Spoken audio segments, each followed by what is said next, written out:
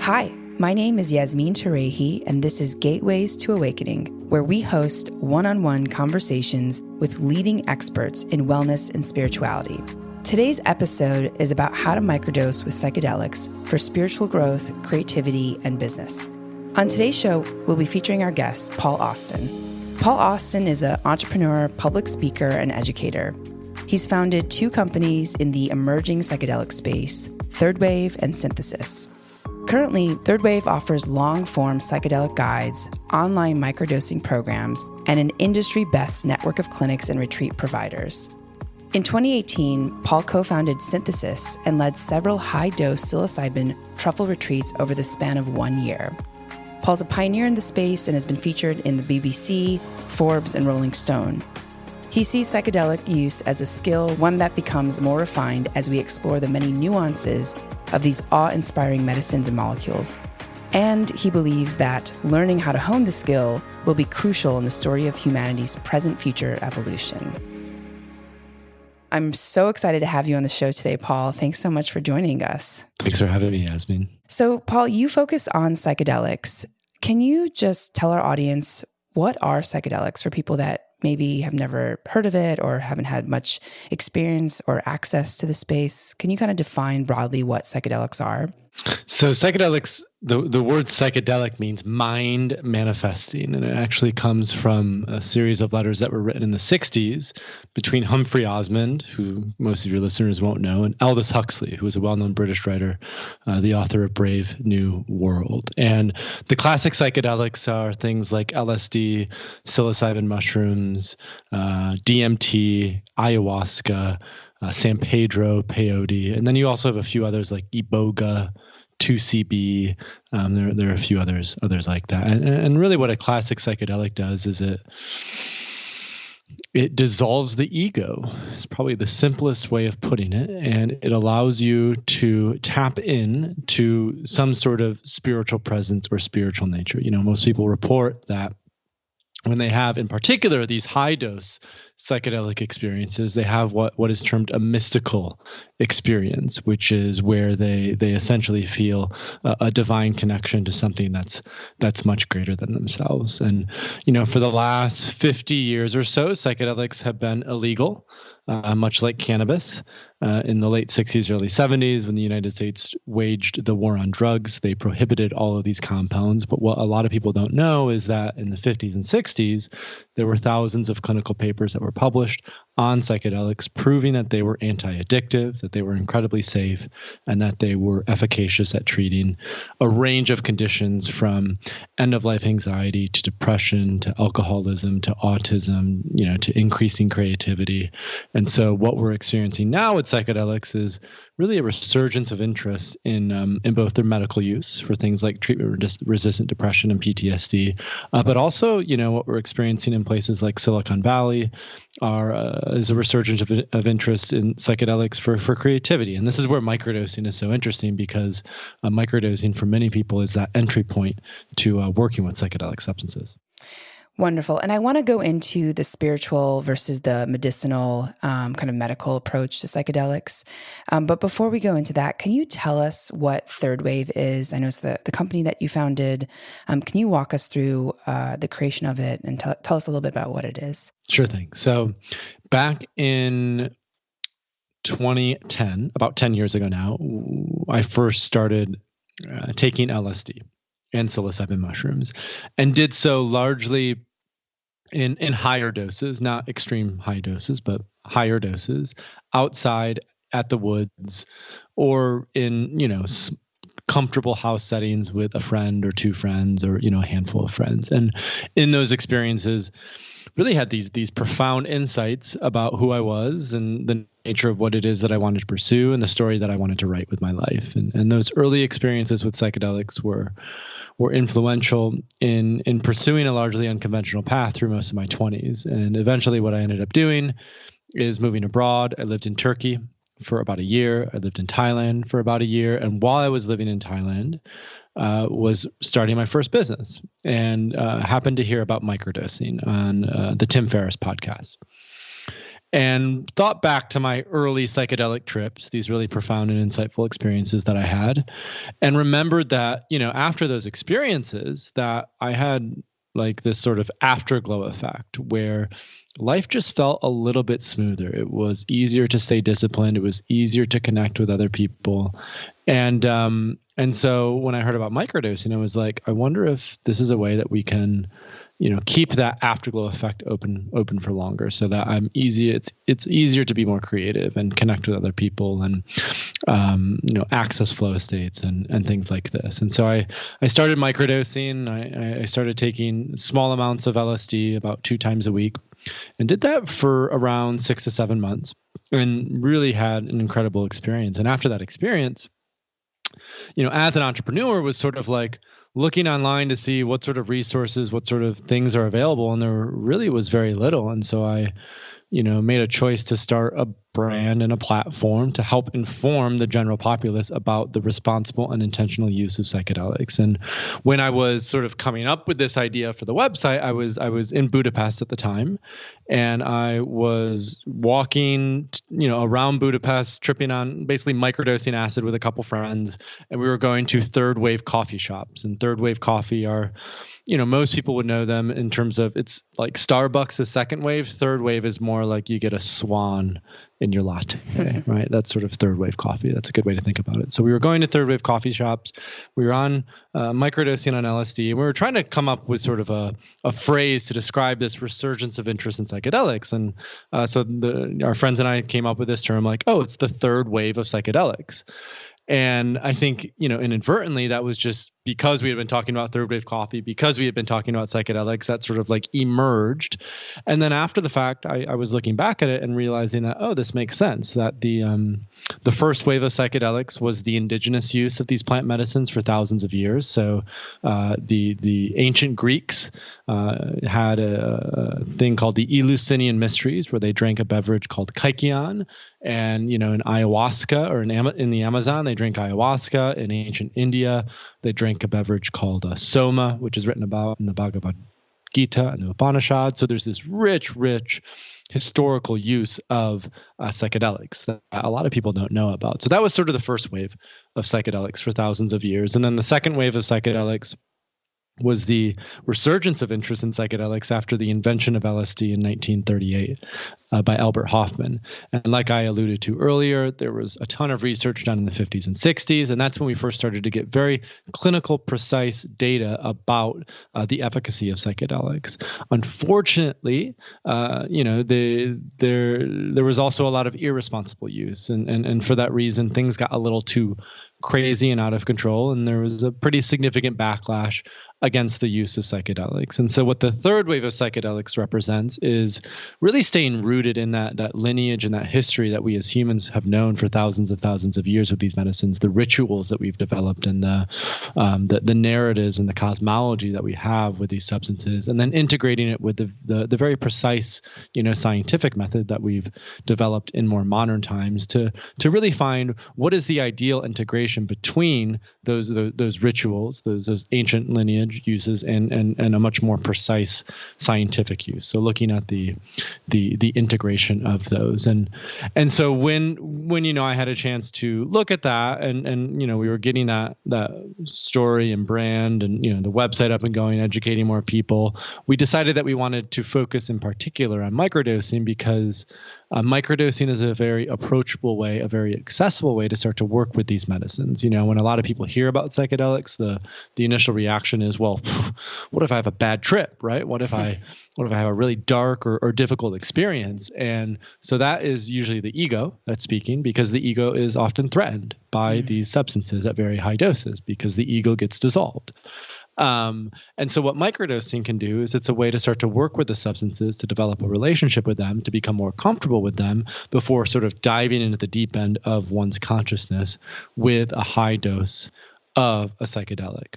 Now, what's also interesting about this whole concept of the third wave is, like I said earlier, there was a third wave of coffee. There's been third wave of feminism. We're sort of pioneering this third wave of psychedelics.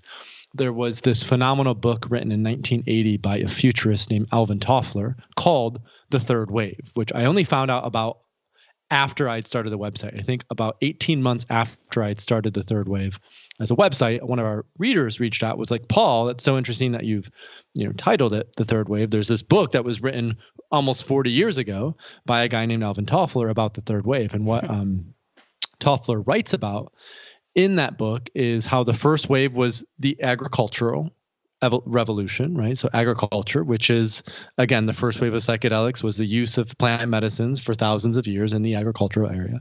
The second wave is the industrial era, right? Taking that much more precise, kind of systematized, scalable approach. That was the second wave of psychedelics in the 50s and 60s, right? When they first started to enter clinical research, the industrial model.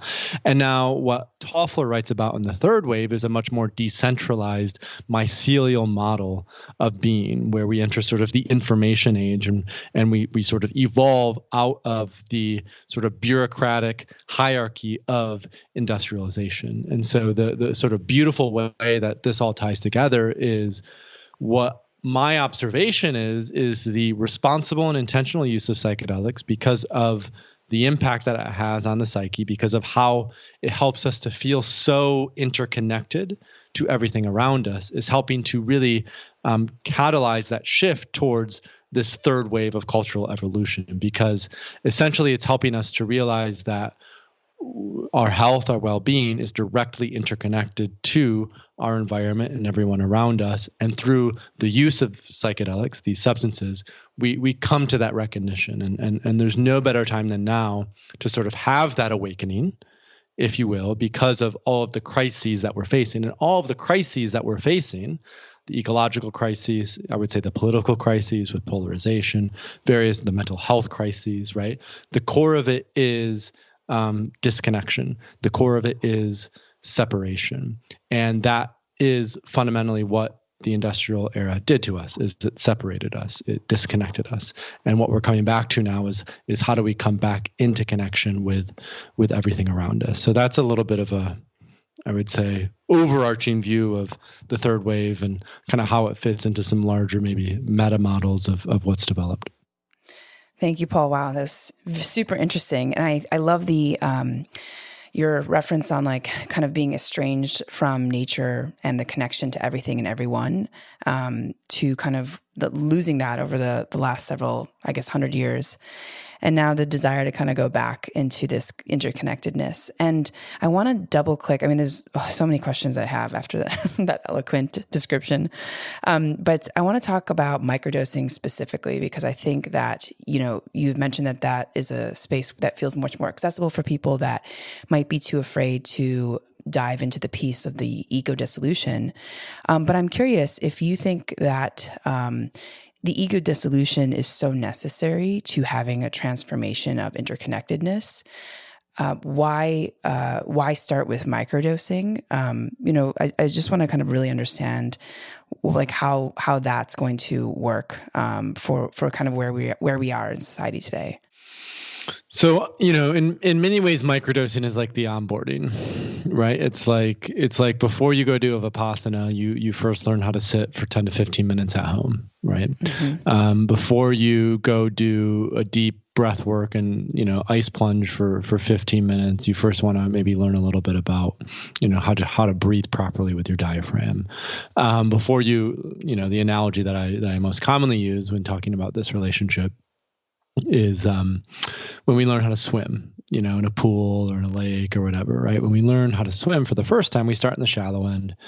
We have our swimmies on. We maybe have an instructor. We can touch the bottom. We feel safe. We kind of move around in this new environment. We get a sense for how things work. And then as we become more comfortable with this new environment, we go into the deep end and we can jump off the diving board and we can swim around. If we're just thrown into the deep end right away, we have a much higher degree of having a traumatizing experience. And if we have a traumatizing experience, then we're much less likely to actually generate the benefits from these high dose psychedelic experiences. So what microdosing does is it just allows you to titrate and calibrate to like kind of peeling off the layers of the self. And for a lot of people who are getting into this work, and who maybe even have tried psychedelics before, Many people will just jump right in and have a bunch of mushrooms or take quite a bit of acid or go do an ayahuasca experience, and it will be really, really intimidating. It will be, when you dissolve the ego, you basically are unpacking repressed memories from the subconscious and unconscious that you kept tucked away so that you could develop some sort of personality to survive. And especially for those who are coming to psychedelics to heal things like PTSD and depression and addiction, the things that are locked away in that unconscious and subconscious are not pleasant.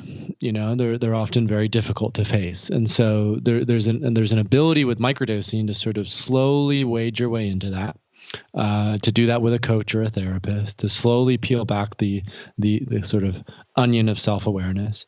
And in that slow peeling back, we just feel a little bit more comfortable. We feel like, oh, I kind of get this space now. I sort of get how to navigate it. I get how to go inwards, and then we can go deeper and deeper into the experience. So that's the more sort of, I'd say, metaphorical or philosophical way of looking at it. I think the very practical way of looking at it is a lot of people who are interested in working with high doses of psychedelics first need to get off certain pharmaceutical medications like antidepressants or anti-anxiety medications. And so many of them will use microdosing sort of as a transition to wean off certain medications so that they actually have the capacity to work with higher doses of psychedelics. And then the sort of other main reason is there's just different uses for microdosing compared to higher doses. Like higher doses are great for that mystical experience, but sometimes when I take a psychedelic, I don't want to have the mystical experience. I just want to have a little bit more energy or, want to elevate my mood a little bit. And so I also look at microdosing as a supplement,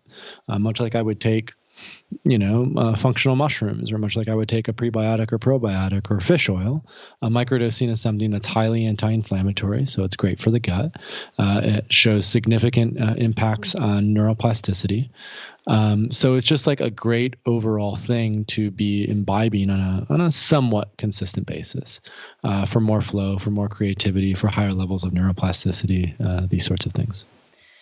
Great. And Paul, a lot of people, I think the most popular question that I've heard in this space for people that are interested is, how do I actually access microdosing, different psychedelics? And I mean, obviously right now it's illegal, but can you talk to us about synthesis and maybe places where people can access microdosing and just different psychedelics in general? Because I think that question just keeps coming up over and over again. Yeah. So what's the legal framework? So there's sort of like things that are illegal. There's things that are borderline, like gray area, and there's things that are fully legal.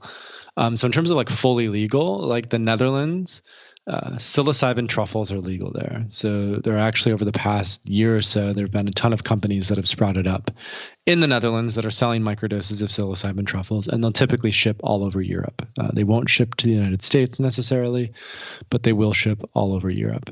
In Canada as well, Canada is really, I'd say, leading the charge in North America, just like they did with cannabis. There are, drug decriminalization. All drugs have been decriminalized now in Canada. So what you're seeing a lot in Canada are sort of these gray area things that are popping up online where people will just be selling microdosing supplements online. And also in Canada, it's legal to purchase what are called psychedelic analogs. So although substances like LSD and psilocybin mushrooms are still technically illegal, there are substances like 1P LSD and 4-ACO DMT, which are analogs that you can legally purchase in Canada for Canadians. A few other things: Jamaica, psilocybin mushrooms are legal. In places like Peru, Ecuador, Colombia, Brazil, ayahuasca, which has DMT, is legal. And that's sort of it, in terms of places where these substances are fully legal. Now you have places like Costa Rica where these substances are decriminalized. So that's why we've seen a number of ayahuasca retreats pop up in Costa Rica, and psilocybin mushroom retreats pop up in Costa Rica. And then in the United States, cities like Denver and Oakland have decriminalized plant medicines. So that doesn't mean it's legal, but that does mean that law enforcement has decided that they're not going to pursue any sort of spend any money on pursuing people who use these substances. So there's sort of, again, that gray market, underground market that's popping up in those places as well. So although psychedelics are still illegal, they're much easier to access than, let's say, 3 or 4 years ago. But like, they are still illegal, and they're still quite difficult for people to access. And it's really, it won't be until 2023 or 2024 till the medical use of psilocybin becomes fully legal for clinical conditions. Right now, ketamine is legal, and ketamine can be used in a psychedelic way, but it's not technically a psychedelic. It's technically a dissociative, which has a slightly different effect than a classic psychedelic. Wow. Super interesting. Very informative. Thank you. Paul, there's a lot of conversations around the, let's say, clinical medical aspect of psychedelics. And I think to me, it feels like there's many camps or philosophies towards psychedelics. And some people see it just as a way to sort of, like you said, like dissolve the ego or maybe work on mental health issues. I'm wondering if you could talk about the spiritual component of psychedelics and why that might be really important to the kind of outcome of the psychedelic use. So when clinical research was first carried out on psychedelics in the early 2000s, the institution of Johns Hopkins, which is a pretty premier institution in the United States, the first clinical research that they published was showing that psilocybin could occasion a mystical type experience. And essentially what that meant is, with a high dose of psilocybin, when taken within a therapeutic context, so, the person was laying down, they had a playlist on, they had a therapist or two who was there to support them, they were very likely to have one of the most profound experiences of their lives. And this sort of classical mystical experience is like experiencing God. It's experiencing divinity. It's, connecting with something much greater than ourselves. And normal sort of mystical experiences, only about, I think, 1 to 2% of people have sort of not instantaneous, but emergent mystical experiences without any sort of drugs or anything. So 1% of people have them. With psychedelics, when done within a therapeutic setting, when done within an intentional setting, that number is upwards of 80% of people have something that borders close to a mystical experience. Now, the reason that's so important is because at the core of the healing of psychedelics. So the reason why psychedelics are so effective at healing major depressive disorder, treatment-resistant depression, alcoholism, OCD, PTSD, et cetera, et cetera, et cetera. The underlying mechanism for all of that is the degree to which an individual has the mystical experience. So in other words, the stronger the mystical experience someone has, the stronger the spiritual experience that someone has, the greater benefit they have in a clinical setting. So let's say someone has an incredibly intense mystical experience. They see God, they experience God, they are God, they're one with God, and they have depression. That person is much more likely to be depression-free for 6 months to a year, for maybe longer, than someone who maybe takes psychedelics but doesn't have the full mystical experience. And that's a really, really important finding, because what it says underneath that is, at the core of our mental health epidemic is a disconnection. And this is, hopefully this doesn't get too philosophical for your audience, but there was, a famous philosopher at the end of the 19th century named Friedrich Nietzsche. And Nietzsche talked about how God is dead, and that because God is dead, that we would see in the 20th century all of these sort of cultural issues, World War I, World War II, you name it, just like a total decadence in culture. And so what psychedelics represent is sort of a coming back to God. They represent an ability to reconnect. And regardless of whether that's within a religious context or within just sort of a spiritual and Gnostic context, regardless of whether that's, a God in sort of a prophet form like Muhammad or Jesus or whoever it might be, or, a God is in like just nature. or whatever it is. There's a sense of when we have these high dose psychedelic experiences, we are connected to something greater than ourselves. And that connection is at the core of the healing efficacy of psychedelics. Paul, can you talk to us about the intention piece, why that's so important, and also set and setting in general? Why are they so important? So there's a pretty well-known psychiatrist within the psychedelic field. His name is Stanislav Grof. And Stanislav Grof is originally from the Czech Republic. And in the 50s and 60s, he did thousands of LSD trips before it became illegal.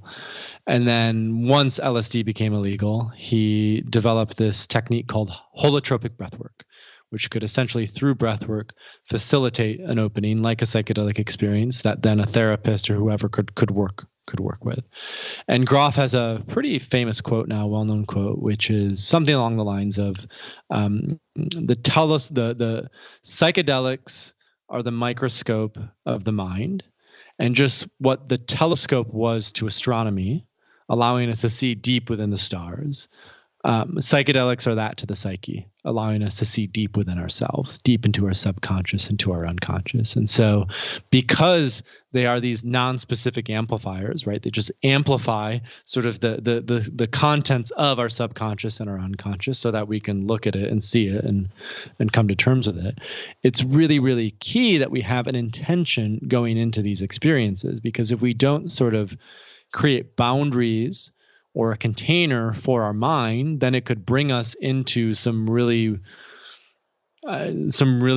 places that we're not really sure where we want to go. So having that clear intention then allows, just like a microscope would in terms of really zeroing in on something, having that clear intention allows you to utilize the energy from a psychedelic experience to sort of heal or transform whatever it is that needs to be healed and transformed. And that's why, when it comes to set and setting, a psychedelic experience or a psychedelic voyage or a psychedelic journey isn't just about taking mushrooms or dropping acid or going and doing an ayahuasca retreat. So much of it is also how you prepare and how you integrate. And so a big part of set and setting is, how are you preparing the week beforehand? Are you, eliminating caffeine and tobacco and cannabis? Are you spending more time in meditation, more time going inwards? Are you preparing yourself to have a sacred spiritual experience with these plant medicines? And then after you've had this experience, how are you integrating it afterwards? How are you taking those insights and perspectives and cementing them so that they don't just become this, fleeting drug experience that just goes with the winds once you re-enter the matrix, but actually helps to transform you from the inside out. So when you come back here, you're changed. Things have shifted significantly. So set and setting really is so key, because those who honor set and setting, those who pay attention to set and setting, the chances of having a traumatic experience become essentially, basically negligible. I think a good way of looking at it is there's no such thing as a bad or good psychedelic experience. There are only safe and unsafe psychedelic experiences. And as long as you feel safe in that psychedelic experience, as long as you can surrender to whatever it is that's coming up, to whatever it is that you need to process, then that's honoring set and setting. That's ensuring that you do have a container in which you can process a lot of these things that we don't get a chance to look at every day necessarily. Yeah. Wow. And Paul, I think a lot of people talk about maybe fear around trying psychedelics, or just hearing about other people's experience of having a bad trip, for example.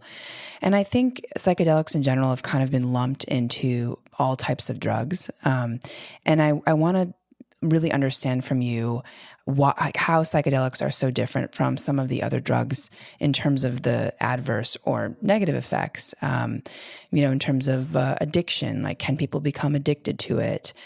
Can people, other than having a really bad trip, are there any ramifications when it comes to the mind? Like, what are some of the negative things that can happen? And do you have any stats? Maybe it's probably hard to get, but if you have any stats on how often that happens, if, let's say, you've set the right set and setting.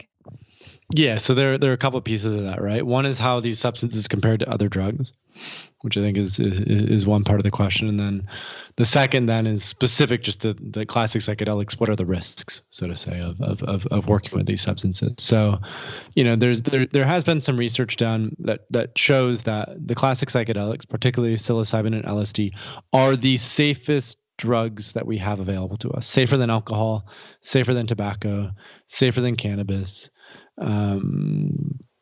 Safer than pharmaceuticals, safer than obviously things like heroin and cocaine and benzodiazepines and whatnot. So we have research proving that psilocybin mushrooms and LSD are literally the two safest drugs known to man. As a follow-up to that, the reason why that's the case is because these substances are anti-addictive.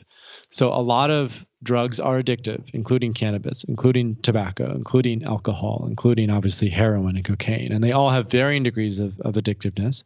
But one of the core reasons why they are addictive is because of their impact on dopamine and how they're very dopaminergic. So once you get that high from them, it's the same reason why we're addicted to our smartphones.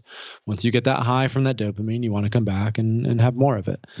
Psychedelics are largely serotonergic. They largely activate the serotonin receptors. And because they're largely serotonergic, they tend to facilitate a feeling of contentment, of stillness, of quiet, of peace, of presence, just like meditation or just like breath work.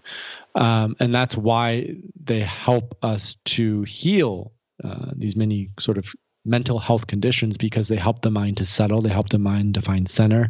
They help us, not to ruminate on the past or focus so much on the future, but really stay as present as possible. So in terms of risks, specific then to the classic psychedelics, the main risk is if someone is a predisposition to schizophrenia, then they should avoid psychedelics, especially if they're younger than 26. And a family history of psychosis, a family history of schizophrenia is also representative of that, because almost all of the potential long-term negative consequences of psychedelics come from people who have basically initiated a psychosis through psychedelics. And that's almost always because they have a predisposition to it. So if you have a predisposition to psychosis, definitely avoid psychedelics. Do not work with psychedelics. Besides that, I think it's like 1% of the population. Besides that, these substances are basically incredibly safe and healthy for everyone else. There are no physiological risks in terms of like you can't overdose on mushrooms. You can't overdose on LSD, right? It's impossible. You literally can't do it. The main risk is, again, it comes down to set and setting, whereas probably people read about in news stories or heard about from the 60s, people would jump out windows sometimes when they were having bad trips. They would do really, really stupid shit. And that's why it's so critical that, especially if you're having a high dose experience, that you have a sitter, a guide, or a therapist that's there with you, that you have a safe and comfortable place to do it, and that you approach it with a lot of respect and reverence for the medicine. It's not just a drug. It's not just something that you do recreationally, but it's really something that you have an intention for and you approach with, sort of a gravitas to the experience. So that's a little bit, I think MDMA is a bit different than the classic psychedelics. There are a little bit more risks with MDMA. It's a little more neurotoxic. It can be a little more addictive, but MDMA is technically what they call an empathogen, meaning it helps to facilitate empathy. So there's a little bit of nuance with that, but by and large, the classic psychedelics are incredibly safe, meaning they have very little risk. And not only are they incredibly safe and have very little risk, but they also have obviously tremendous upside for all the reasons that we spoke about today. So the sort of benefit risk ratio for all drugs known to man are, if you're going to do any drugs, do psychedelics, because they can be incredibly healing and beneficial and for all the reasons that we've talked about so far. Paul, can we talk about how psychedelics can help you in the business world? I know that obviously you talked about the third wave and how we're entering into this new kind of shift in consciousness and creativity. And so I'm wondering if you could spend a little bit of time talking about psychedelics and business and why it's become so important, especially now, right? Like why is the third wave happening now? Right. Yeah. So there's a few interesting points here. One I think is the birth of Silicon Valley was intertwined with the second wave of psychedelics. So, LSD in the 50s and 60s, a lot of the early experiments with LSD happened at Menlo Park, which is right by Stanford. And a lot of those people who were involved in those early research trials with LSD went on to invent things like the computer and the mouse and various other early technology things. Steve Jobs is probably the most famous one in terms of he had a few early LSD experiences that were incredibly profound and impactful on his psyche, that he said were one of the most impactful experiences that he ever had. And so there's a rich history then between that resurgence of interest in psychedelics in the 60s and the birth of the computer revolution. So it's no coincidence then that the place that it's come back to, especially with microdosing LSD, is Silicon Valley, where this really has been going on underground for 40 years. It's only now that there's more cultural acceptance that more and more people are talking about it. And then the best way to think about that is to go back to sort of the third wave analogy that I spoke about before, right? Like the transition from industrialization to the information age. So the transition from, standardization, mass creation of things, needing to work hard and put in long hours. The core drugs for the industrial period were tobacco, alcohol, and caffeine. Where essentially with tobacco and caffeine, those are your uppers, those are your stimulants. That's what helped you to focus. That's what helped you to get shit done. And then at night, to help you calm down and sort of relax, you drank alcohol. And then, those were sort of the main drugs of the Industrial Revolution. It helped us to get shit done. It helped us with our what's called a convergent thinking process to really focus on things and go get tasks wrapped up. And then psychedelics came on in the scene in 50s and 60s, and psychedelics have a much different effect than caffeine and nicotine as stimulants. So caffeine and nicotine really facilitate convergent thinking, the ability to get things done and focus and quote unquote productivity, whereas psychedelics help with a process called divergent thinking, which is essentially a fancy way of saying they help with creativity. They help with brainstorming. They help with coming up with new ideas. They help with innovation. They help with seeing how things tie together that you wouldn't normally tie together. And so there's an interesting relationship there then between the drugs that we use and the skills that are most valuable within the workplace. Because again, in the industrial workplace, the skill that was most valuable was how much can you get done? How productive can you be? Whereas in today's day and era, if you talk to anyone in a leadership position, anyone especially who's doing something innovative and interesting, the most important skill is creativity and innovation. The most important skill is not necessarily who can work the hardest and the longest, but who can come up with ideas that are disruptive, who can come up with ideas that are going to help to shift and change the trajectory of humanity. And what we're noticing again and again and again and again is that people who are at the forefront of these emerging industries, these industries that are creating this sort of new world order, this third wave, if you will, are using psychedelics to help with that process. And sometimes it's not intentionally to, oh, I have a business problem, let me drop some acid and go in the woods and figure it out, although that's certainly something that I've done a handful of times. I think a lot more of it is psychedelics are simply incredible tools to know oneself. And when you know yourself better, when you go inwards, when you cultivate stillness and quiet, and you can really see and experience yourself for who you are, you tend to make business decisions, you tend to make professional decisions that are more aligned with your true sense of being. And when you're more aligned with the work that you're doing, it's easier to access flow. You're more productive. You're more likely to work hard. You're more likely to be enthusiastic about what it is that you're doing. And that is really the focus of the future workplace. It's, the corporate workplace, which is a remnant of the industrial period in itself. Corporations are industrial. The corporate workplace has created incredible incredibly high levels of job dissatisfaction. People feel like, like Fight Club. They got to show up, they got to put in the time, they got to make the money so they can buy the IKEA furniture, so they can do all the bullshit, right? And people are sick of it. So what we're looking more and more is when people go through these high dose psychedelic experiences, they're going, why am I spending my time like that? Like, I have this one precious life. Why not do something creative? Why not do something beautiful? Why not build something that really contributes to the evolution of humanity and doesn't just fucking rape and, like extract things from the earth? And so a lot of people then who go through these plant medicine journeys are then motivated after they come out of them to be involved in more socially conscious enterprises, to start their own businesses, to quit their corporate jobs, to, have enough self-respect and self-love where they go, I don't want to spend 40 or 50 hours of my week miserable working a job that I hate. I want to find a much deeper alignment between who it is that I am and what it is I wish to pursue in the world. And I want to pursue that with all of my being, regardless of income. Obviously, income is important. We need to make money. But when we go through these psychedelic experiences, we realize that income is superficial. We realize that once we've reached a certain level of income, that there's no sort of greater happiness or joy that comes beyond that. That is what's much more important is what I call existential wealth, right? The wealth of existence, the wealth of being, the ability, the time to cultivate stillness and quiet, the ability and time to choose how it is we wish to live.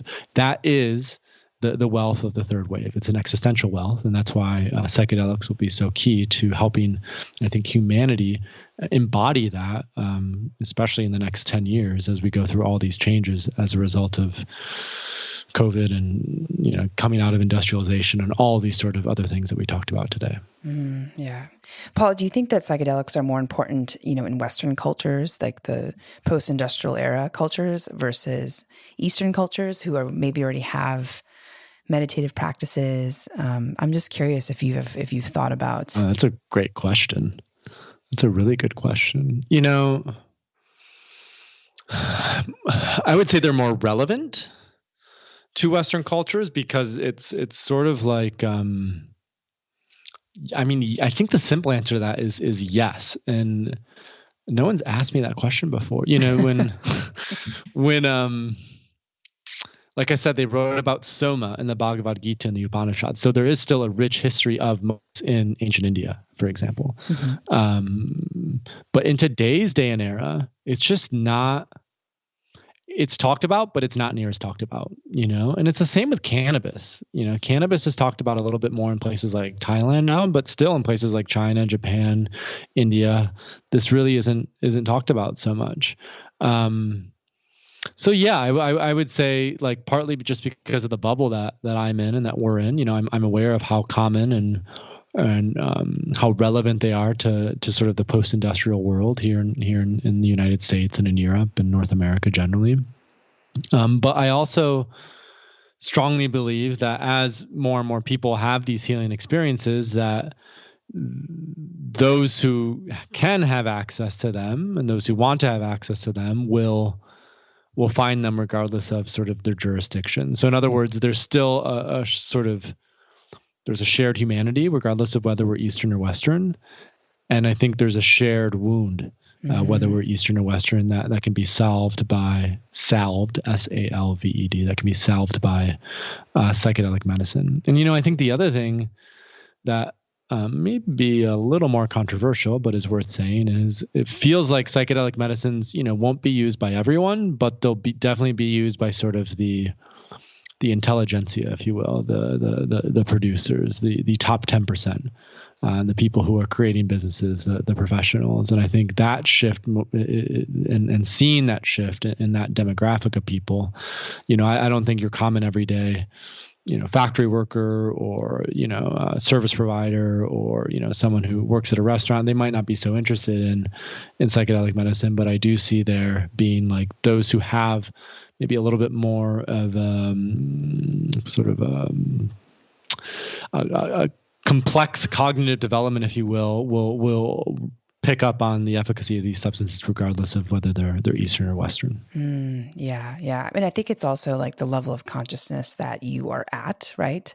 I've been having these conversations with people about, how much can one transform in a lifetime from where they started to by the time, they get to old age.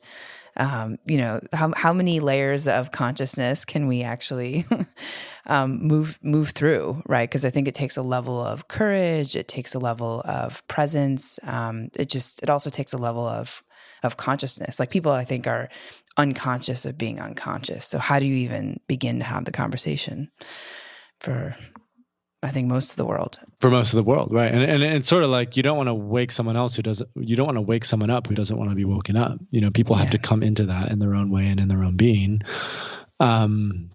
Because coming into greater awareness, yes, you come into more light, but you also come into more shadow. And so it's not necessarily like you said, it's not necessarily for the faint of heart. It's for people who are willing to walk that path. And most people don't want to walk that path. Most people are perfectly, fine and content in their own little sort of matrixy bubbles. And to open something up, it's a Pandora's box situation, and that's not always easy. It's not always easy. Yeah, absolutely. Paul, what's surprised you the most on this journey? So you've heard of the character Dumbo? Yes. Yeah? Okay. Yeah. So Dumbo has a feather. Do you remember Dumbo's feather?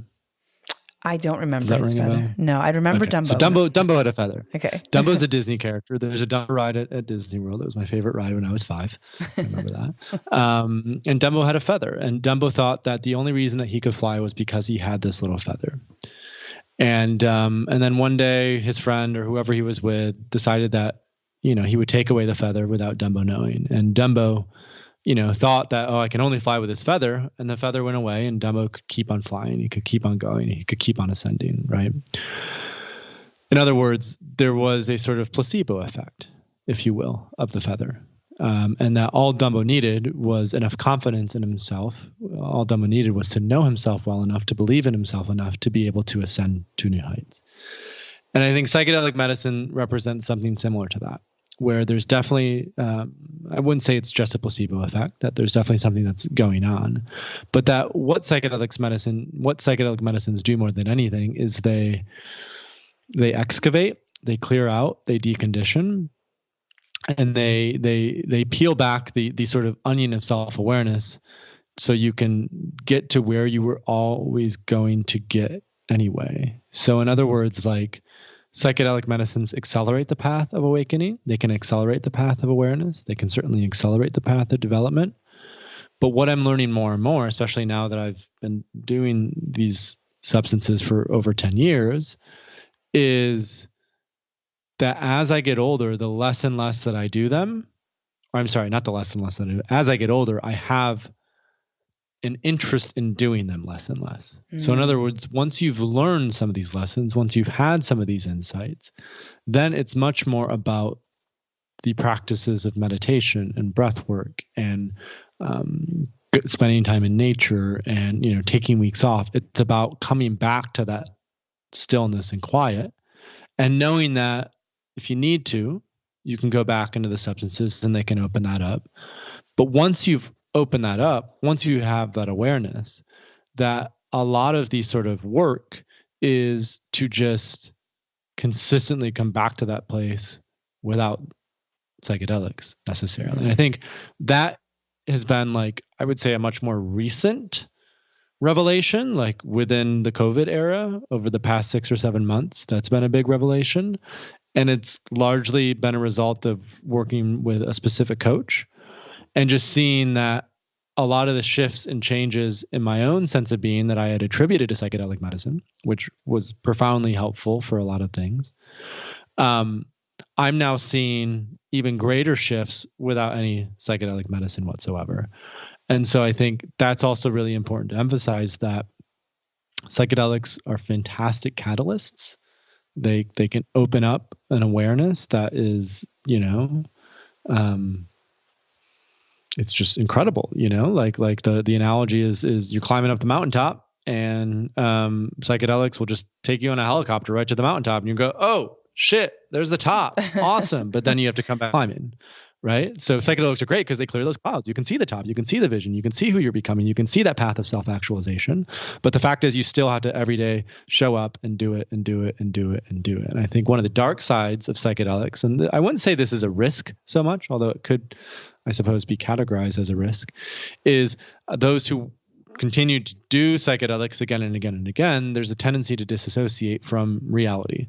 There's a tendency to disassociate and say, oh, like ayahuasca showed me this, or mushrooms showed me this, or whatever showed me this. And people will often use that as an excuse to still be essentially shitheads in their everyday life and not actually like do the tough shit of healing the shadow or clearing the anger or, whatever else it might be. So I think that's a really important element. Is psychedelics can be used to disassociate. They can be used to distract. They can be used to take you out of reality. But when they're used with intention, when they're used with purpose, when they're used with reverence, and when they're used in combination with a meditative practice and breath work and these other things, as sort of a every now and then, but certainly not all the time, they can be incredibly powerful and impactful and healing. So they're complicated. And again, this goes back to what even you read in the bio of mine, which is it's really about the skill then of psychedelics, right? How you cultivate that skill, how often you decide to use it. I'm still comfortable microdosing, like I'm microdosing right now 3 times a week, psilocybin mushrooms, and I like that. It's a nice little bump, but it's been 7 or 8 months since I've done a high dose of a psychedelic. And I probably won't do a high dose of a psychedelic for a while because things feel good and I feel centered and I feel balanced, and microdosing is good enough as it is right now. Yeah. It's powerful. I think that feels in alignment with the stories that I've heard from a lot of people that have used psychedelics. Like if they're using it to, catalyze something, or if they're stuck and they need to get out of this stuckness, it's a really powerful tool. But I think integration and also the daily living and again, doing a meditation practice and breath work, I think those things are really important because I think we don't want people to rely on them. We want it to be used as a tool. Or at least that's been my perspective on what I've seen other people go through.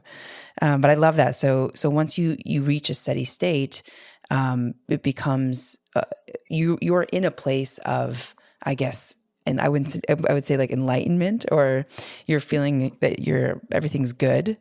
So it just, I caution people to continually rely on psychedelics, especially without the integration. Because for some people, it could take 3 months, and for other people, it could take years, right? Or decades.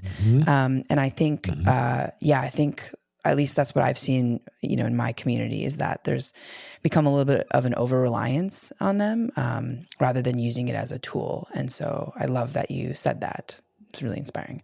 And that's also common with like those who are new to these, right? Because like when I first started doing LSD when I was 19, it was like, holy shit, this is awesome. Like, so I probably did LSD like 15 times the first year that I had access to it. So I think it also just comes with experience that like, after you go through it a while, you're like, oh, wow, it really makes this process easier. And then once you're 10 years in, you're like, there's shortcuts, but there's really no shortcuts. I think that's sort of the takeaway.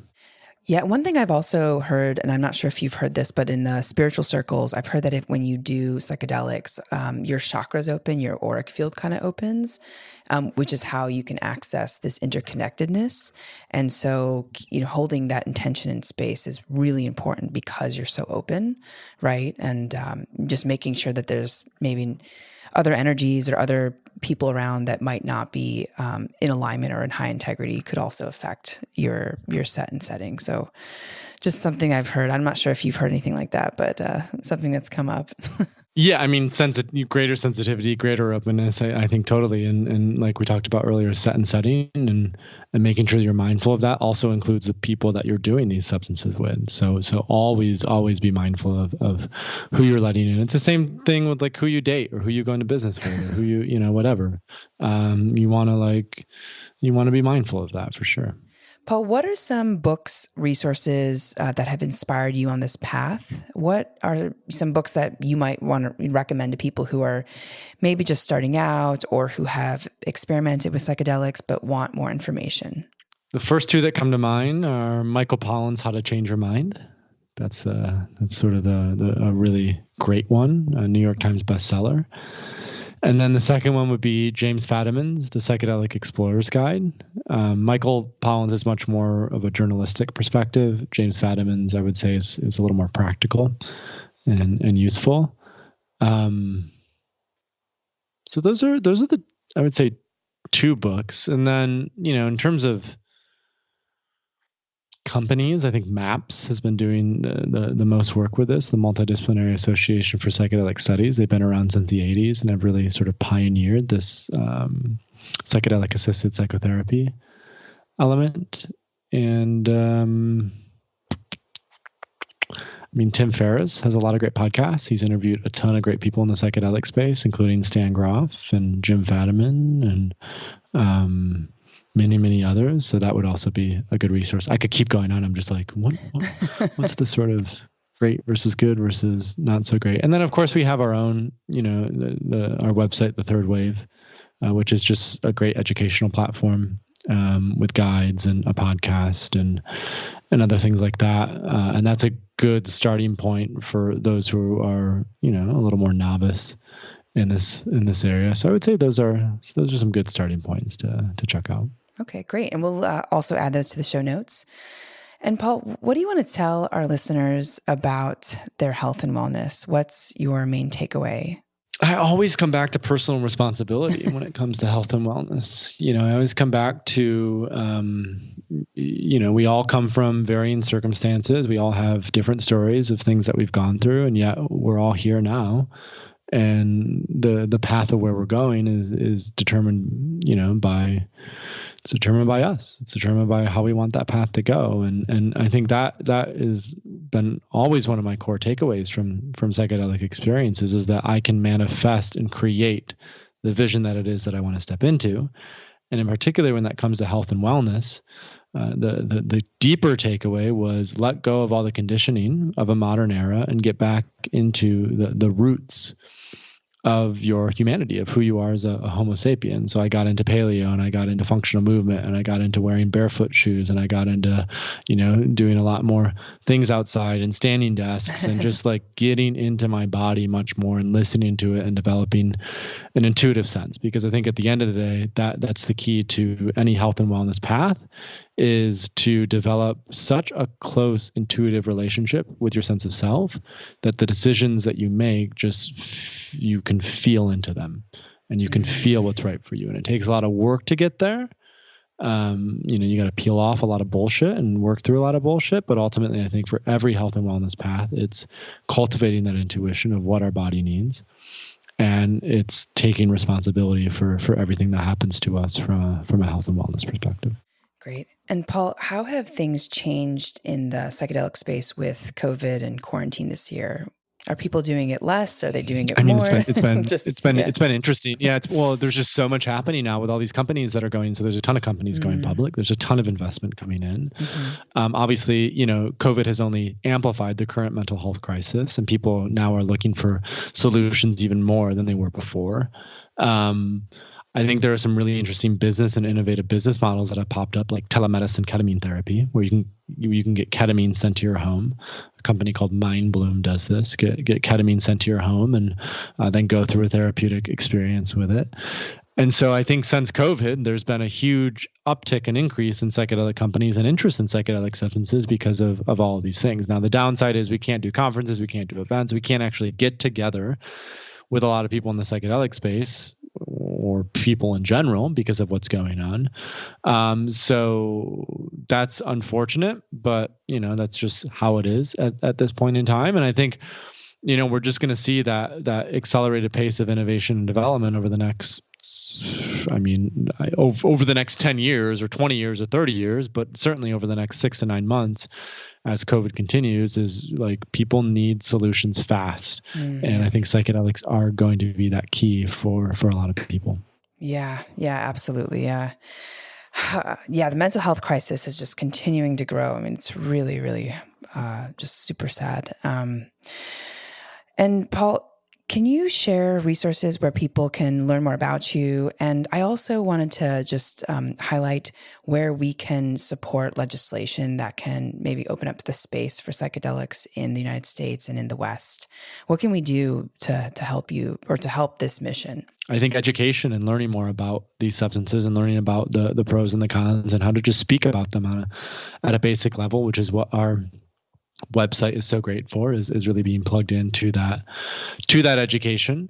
And I think owning our experiences and living through our experiences and not necessarily evangelizing from them, but just owning all parts of ourselves. And like when we have these experiences that people ask, hey, how did you shift? How did you change? What happened? Like just being upfront and honest about what it was that helped you. I think that authenticity goes a long way in terms of destigmatizing these important medicines. And then when it comes to more information, about our work, I mentioned the Third Wave, which is thethirdwave.co. And then I'm on social media at Paul Austin 3W. And Third Wave is on social media at Third Wave is Here. So those are probably the best places to start to find out more. Amazing. And you also have a YouTube channel, correct? We also have a YouTube channel where we post the podcast, and we'll be posting more and more videos as well as they come out. Amazing. Paul, thank you so much for your time. I feel like I know so much about psychedelics, but I actually learned so much more in this conversation. And so I imagine that everyone who's new to this space is probably taking a ton of notes. And so really, really just so grateful for your time and your knowledge. You're obviously so well versed in this space. So really grateful for the work that you're doing and how much you're helping people. And thank you, Yasmin, for hosting and making this happen, and for the audience that you're helping and that you're serving. It was, really a pleasure and an honor to be on the show today. Oh, thank you so much, Paul. And for our audience, thanks for joining and for listening. In this episode, we learned about how to microdose with psychedelics for spiritual growth, creativity, and business. And you can tune in to Gateways to Awakening, where we host one-on-one conversations with leading experts in wellness and spirituality. Thanks again.